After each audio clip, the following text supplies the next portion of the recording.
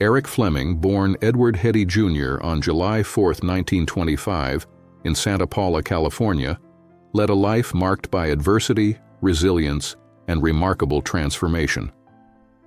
From a tumultuous and abusive childhood to the heights of Hollywood stardom, Fleming's journey was anything but ordinary.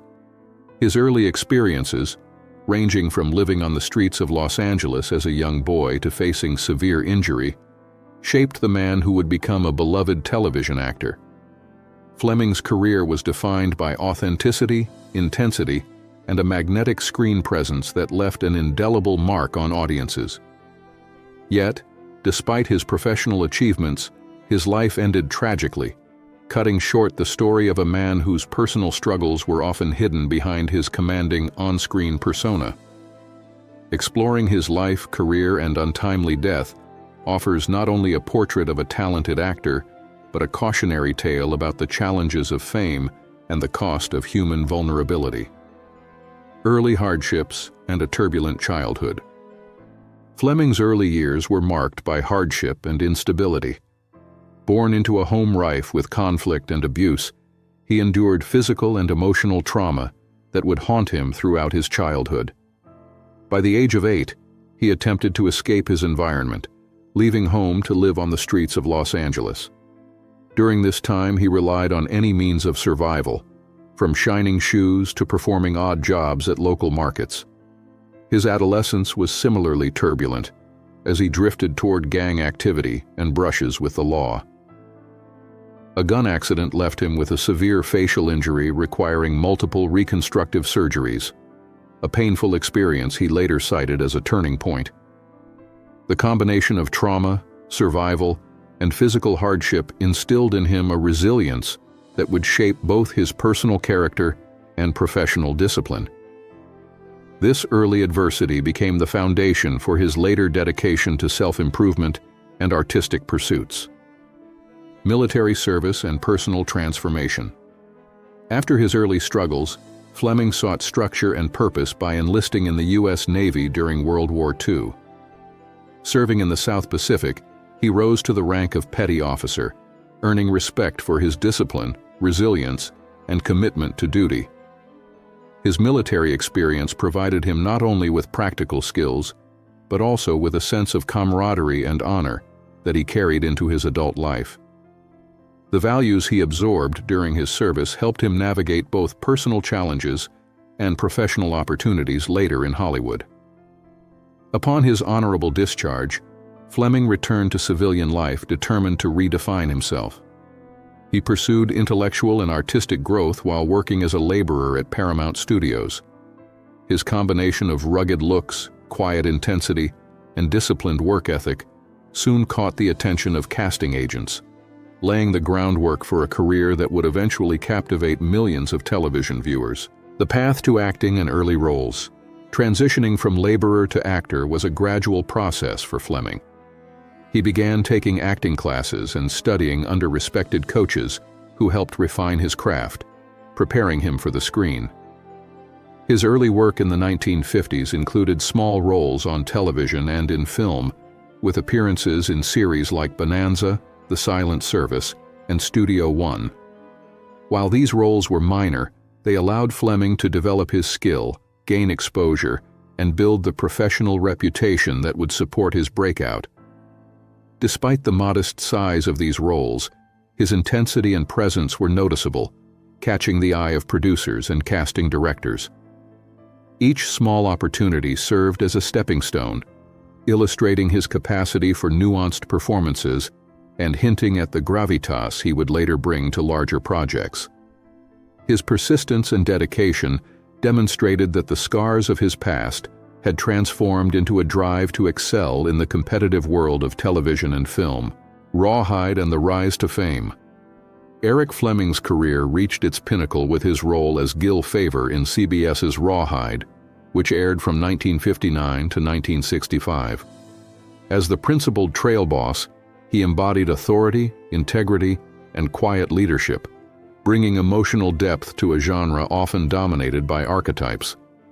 Fleming's portrayal of Favor not only grounded the show but also made him a household name. His on-screen presence contrasted sharply with the impulsive Rowdy Yates, played by a young Clint Eastwood, creating a dynamic mentor-protege relationship central to the series' success. Rawhide tackled moral dilemmas and frontier challenges, resonating with audiences beyond the typical Western fare. Fleming's dedication to authenticity and his nuanced interpretation of a commanding yet reflective leader elevated the show, making it both critically acclaimed and commercially successful.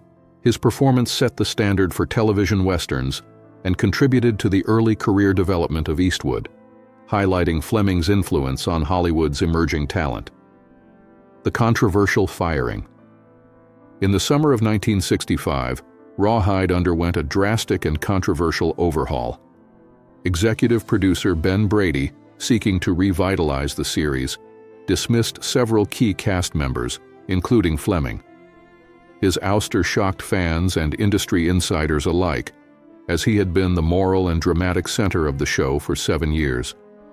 Other dismissed actors included Sheb Wooley, James Murdoch, Robert Cabal, and Rocky Shahan, all integral to the show's dynamic ensemble. Fleming later claimed in interviews that CBS had fired him due to his high salary, a figure far lower than his exaggerated estimate, but still significant for the era. The decision disrupted the series' narrative structure and removed the essential mentor figure for Eastwood's character. This change in leadership on screen ultimately contributed to a decline in ratings, as the show lost both its dramatic balance and core audience connection. Fleming's departure exemplified the tension between network economics and creative integrity, illustrating the precarious nature of television stardom. Rawhide's decline. Following Fleming's exit, the show promoted Clint Eastwood to trail boss, but the dynamic shift failed to capture viewers' interest. Eastwood, although capable, lacked the guiding presence Fleming had provided, and the essential mentor-protege relationship that defined the series was gone. Compounding the issue, CBS made a strategic scheduling error, moving Rawhide from a Friday night slot to compete with ABC's popular war drama Combat. This split the audience and hastened the series' decline. Ratings fell, and the series was ultimately canceled by CBS chief William S. Paley before the last episodes aired.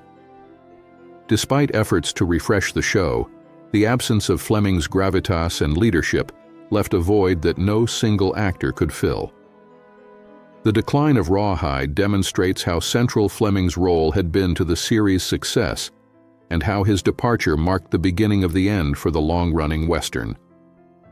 Rebuilding his career. After Rawhide, Fleming demonstrated remarkable resilience in rebuilding his career. In 1966, he appeared in The Glass Bottom Boat, a romantic spy comedy starring Doris Day. Fleming played a suave and sophisticated spy, showing a versatility beyond his Western persona.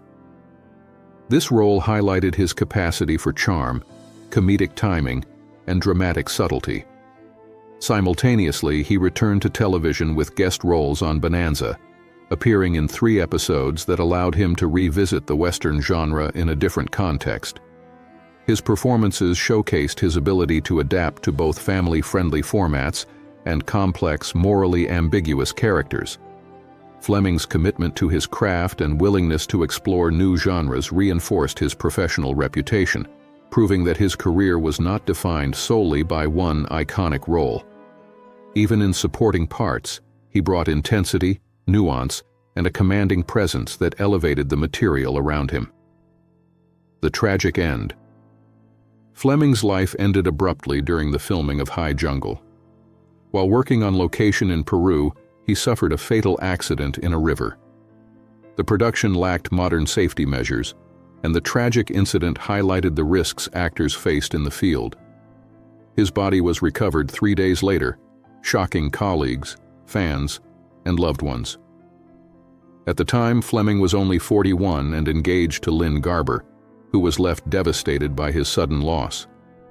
The accident not only ended his life but also resulted in the shelving of the High Jungle production. Crew members were discouraged from public discussion, and the incomplete project became a somber symbol of both his talent and the preventable risks inherent in filmmaking. Fleming's untimely death underscored the precariousness of on-location work in mid-20th century Hollywood. Legacy and reflection. Eric Fleming's legacy is one of resilience, talent, and the enduring impact of personal transformation. Rising from a difficult childhood and near-tragic injury, he became a defining presence in television westerns, leaving an indelible mark on the genre.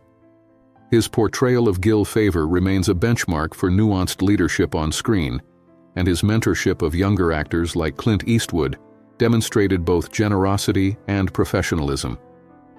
Beyond his career, Fleming's story serves as a cautionary tale about the hidden costs of fame, the dangers of risky productions, and the fragility of life in the entertainment industry.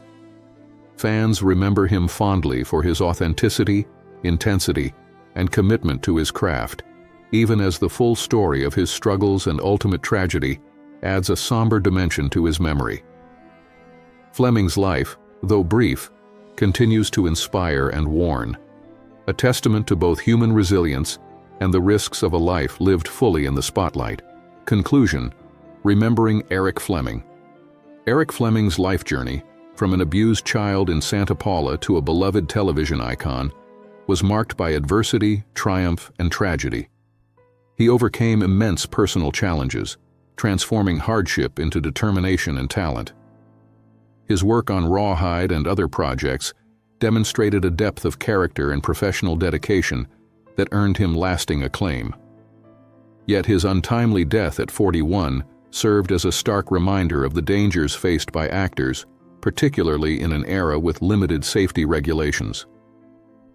Today, Fleming is remembered not only for his commanding presence and memorable performances, but also for the courage and resilience he exhibited throughout his life. His story continues to resonate, offering both admiration for his accomplishments and reflection on the hidden struggles behind Hollywood's glamour. In the end, Eric Fleming's legacy endures, a poignant mixture of inspiration and caution.